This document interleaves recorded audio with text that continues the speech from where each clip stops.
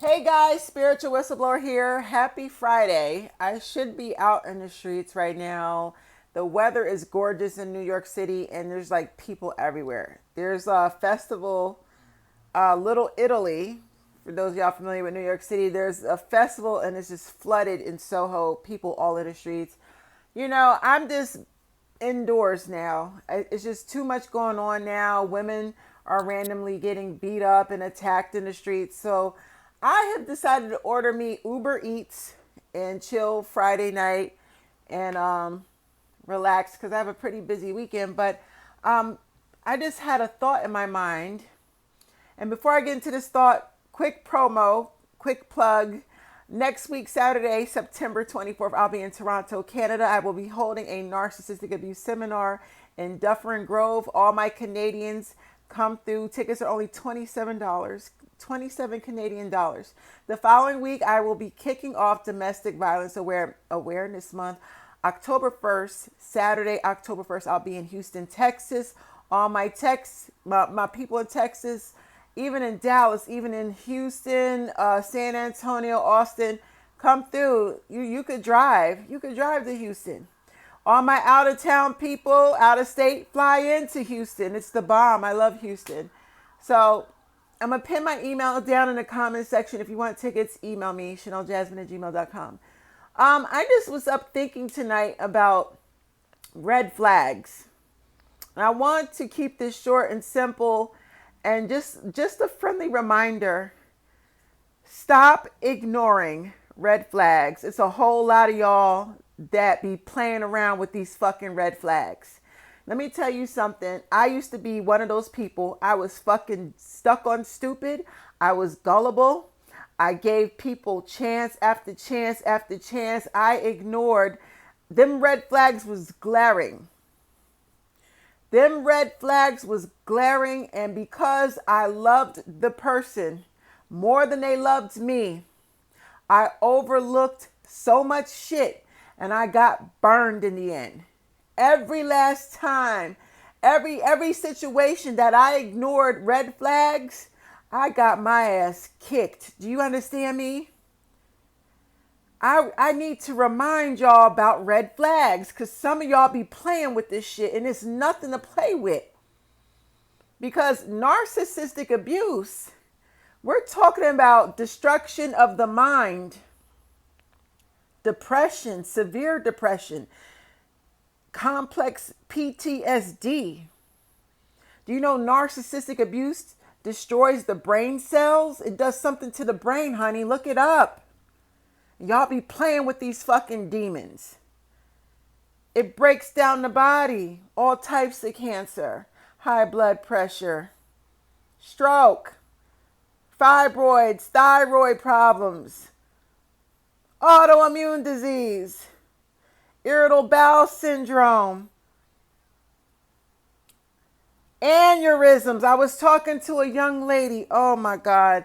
I was talking to a young lady the other day. And she told me she has an aneurysm. And we got on the subject of men stressing women out, narcissistic men. Do you know that a man will stress you out to the point you want to get an aneurysm? Because aneurysms kill, honey. You drop dead from a fucking aneurysm. And here it is. Some of y'all won't change your fucking phone number. Not only did you avoid the red flags, but you still leave an opening for that motherfucker to text and call you. The relationship been over. My question is, why would you allow a demon to have access to you? Oh, I blocked him. Oh, I don't answer him. You know, he might text me, but I don't respond. A demon doesn't need your response. It's just the ideal that he knows he still has access to you. Why would you open up the portal to allow a demon to access you? See, it's not about your response. You could sit there and ignore this person from your past, I don't give a fuck who it is. Mother, brother, sister, cousin, father, uncle, ex-husband, ex-wife, ex-lover, ex-friend. A demon is a demon, no matter who it is. See, I don't play that shit with none of my family members. I don't play that shit with any of my exes. I don't play that shit with anybody that I cut off, old friends, old acquaintances. I don't play with people. There was a time where I was a doormat. Do you hear me? Even after I would cut people off, I let them back in just so they could kick me in my fucking teeth again. You're going to get tired. You're going to get real tired of letting people come in and out your life and do you any kind of way. Take your kindness for fucking weakness. A lot of people say I'm mean. I ain't mean. I just wised up. I wised up. I started setting boundaries. I said, oh, this is how this works.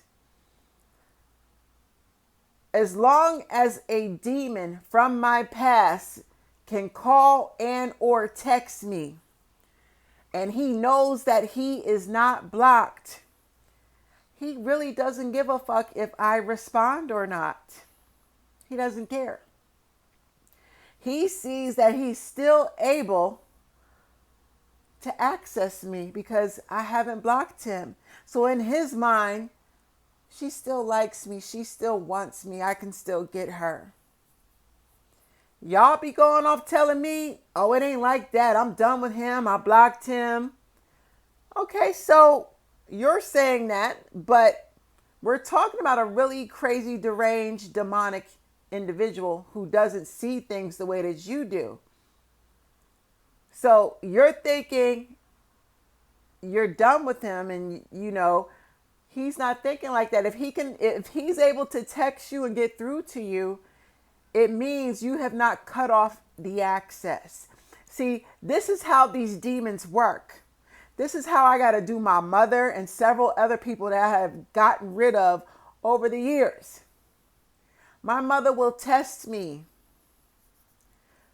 I cut her off 15 years ago. She continues to fucking test my boundaries. She might wait a year or two. She lets some time go by. She'll keep coming back and testing me. And I slam the fucking door in her face every time. See, I cut the access off, and she'll find another way to get around the access. And I have to be cruel. I'm so cruel, I don't have to say 2 words to her. I just let my actions do the speaking for me, and I shut her fucking access off. Red flags do not lie. I want you to look back on your past. How many people did you ignore the red flags? You knew something was wrong. You felt it in your gut. And you ignored that feeling. You ignored those red flags. Let me know the outcome. Did it work out? Did it work out? Because I can tell you already, hell fuck no, it didn't. Ignoring red flags will set you up for destruction. When you develop your spiritual discernment, when you have a very strong connection, a very powerful relationship with God Almighty, when you talk to him like he's sitting right next to you every day, like I do, when you get to that level, and that's where I'm at right now, the first clue, the first inclination, that feeling in your gut, nobody's going to be able to talk you out of nothing. You're not going to have to seek other people's opinions or validation to support what you already feel and know. When you feel it, you're going to be like, that's it. That's it. This is what I feel. This is what I see. This is what my intuition has told me. This is what God placed on me. There's nobody that can change my perception. I am so self-aware that I don't need an outside opinion about what my fucking intuition is telling me.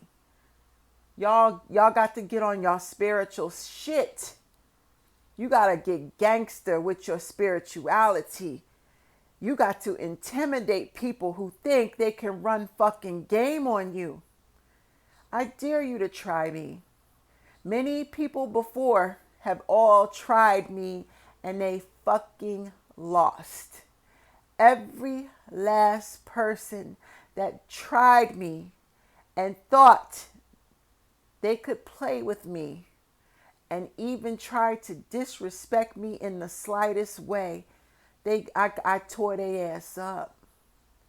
I don't let nothing slide. It will cost you your life letting shit slide. We are adults, and let me tell you, adults know right from wrong.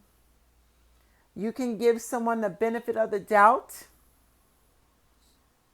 but with a narcissist, if you give them the benefit of the doubt, they're going to keep going and going, and they're going to keep disrespecting you. They're going to keep trying you, and you're going to sit back and you're going to be like, I'm starting to see a pattern here. There's a pattern. Am I tripping? It feels like this individual is really intentionally fucking with me, and he's doing it when nobody can see me.